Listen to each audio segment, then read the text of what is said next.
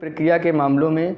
CrPC की धारा 309 के अंतर्गत यदि न्यायालय को किसी गंभीर अपराध में यदि लगता है कि उपरोक्त मामले में या उपरोक्त मुकदमे में या केस में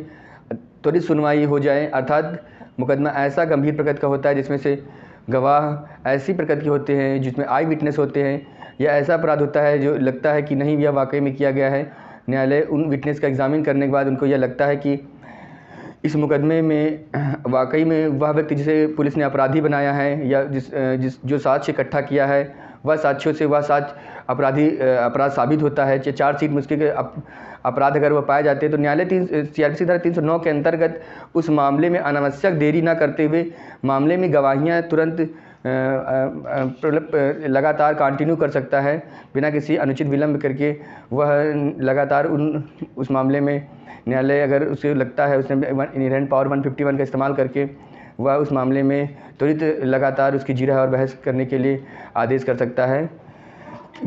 लेकिन 2013 के संशोधन के अंतर्गत कुछ मामले जो 376 जैसे गंभीर अपराध के मामले होते हैं, चार्जशीट लगने के बाद 2 महीने के अंदर उस ऐसे मुकदमे डिसाइड करने होते हैं। अर्थात जिन अपराधों में स्पेशल स्पेशल कोर्ट्स बनी हैं, जो स्पेशल रैपिड कोर्टें बनी हुई हैं, जिन मामलों को न्यायालय को तुरंत ही डिसाइड करना होता है, ऐसे मामलों में यह नियम लागू नहीं होता है। क्योंकि हम जानते हैं कि संविधान की अनुच्छेद 21 के अंतर्गत प्रत्येक व्यक्ति को जीवन जीने की स्वतंत्रता होती है और व्यक्ति की स्वतंत्रता को ध्यान में रखते हुए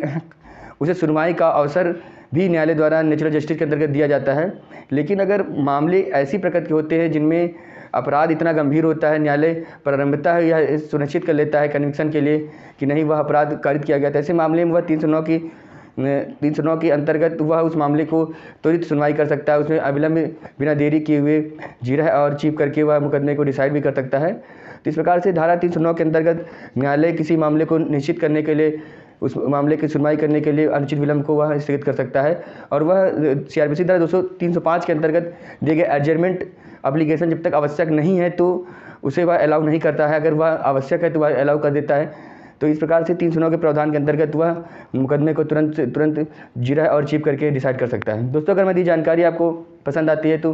वीडियो को लाइक करें और चैनल सब्सक्राइब जरूर कर लें। नमस्कार।